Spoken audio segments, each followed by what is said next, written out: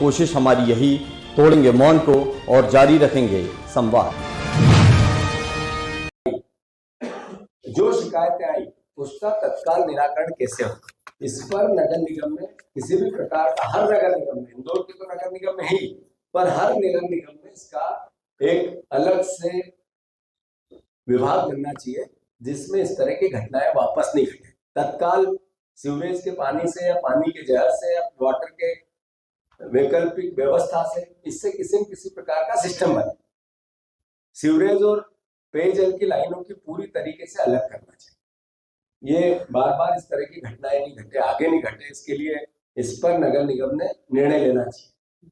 आपदा के समय जनता प्रथम एसओपी हर जिले में जिस तरीके का स्वास्थ्य अलर्ट का जो सिस्टम होता है उसको और एक्यूरेट करना चाहिए।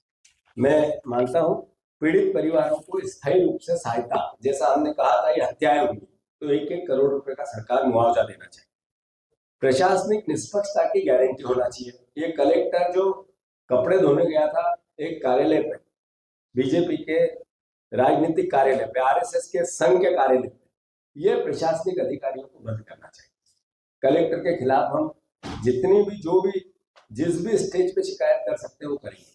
बिल्कुल संयम से हम ये बात करें, कोई प्रशासनिक अधिकारी इस तरह की हरकत करेगा तो कांग्रेस का कार्यकर्ता देख रहा है, चुप नहीं बैठे, बताएगा उसको सही समय पे कि आप अगर चड्डी पहनना है तो जा पहनो।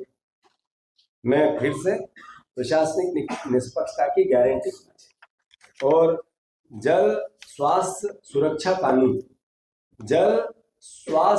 कानून मध्य प्रदेश में लागू होना चाहिए।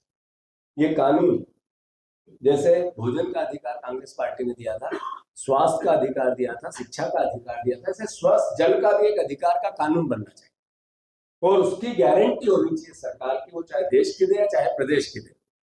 मैं कांग्रेस स्पष्ट प्रार्थना है, सरकार का काम सिर्फ कुर्सी संभालना नहीं होता है, नागरिकों की जिंदगी की रक्षा भी होता है।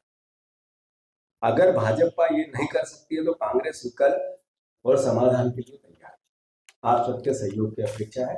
मैं फिर से सभी परिवार के साथियों से अनुरोध करना चाहता हूँ कि जैसा मैंने कहा था कि अमृत में ये मुख्यमंत्री का भाषण है और ये पेपर की हेडलाइन इंदौर का ही है, जिनमें उन्होंने कहा था 2025 जनवरी में कि मैं 2382 करोड़ की सौगात दे रहा हूँ नल जल के लिए।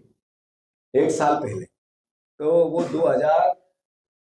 2382 करोड़ रुपए, मतलब 20 मौतों की सौगात थी, पता नहीं चल पाई। और दूसरी बात, इंदौर वासियों, जितना नल के पानी पे खर्च होता है इंदौर में, एक व्यक्ति का 8,000 रुपए का साल भर का पैसा लगता है। एक व्यक्ति को 8,000 रुपए का साल भर का पैसा लगता है, उसमें भी आपको साफ पानी एक गिलास नहीं दे सकते। ये स्थिति है। 11 तारीख के दिन कांग्रेस पार्टी फिर से पूरे परिवार को, इंदौर परिवार को बहुत हम्बल प्रार्थना से आपको आमंत्रित कर रही है, सारे जर्नलिस्टों को भी आमंत्रित कर रही है। ये लड़ाई राजनीतिक नहीं है, ये लड़ाई सिर्फ इंदौर की जो मूल भावना है, इंदौरियत, जिसको हम इंदौर वासियों ने हमेशा जब अवसर आया सत्ता के अगेंस्ट भी खड़े होने का तो दृढ़ता से निभाया। उनसे मैं प्रार्थना करता हूँ, सारे समाज सेवी, सारे हमारे अलग अलग औद्योगिक क्षेत्र के संगठन, सामाजिक संगठन, हमारे सारे जर्नलिस्ट भाई, अलग अलग प्रोफेशन के लोग, अलग अलग समाज के लोग, सबसे आग्रह है कि ये इंदौर की उस भावना के साथ आप उस मार्च में पधारे जिसमें माँ अहिल्या के सम्मान में हम सब एकत्रित हो। धन्यवाद। आदरणीय, जिसकी अपनी एक सकारात्मक सम्मान है पूरे देश में, वैसे प्रेस क्लब में हम सब यहाँ उपस्थित है, मैं आप सबका स्वागत करता हूँ। साथ ही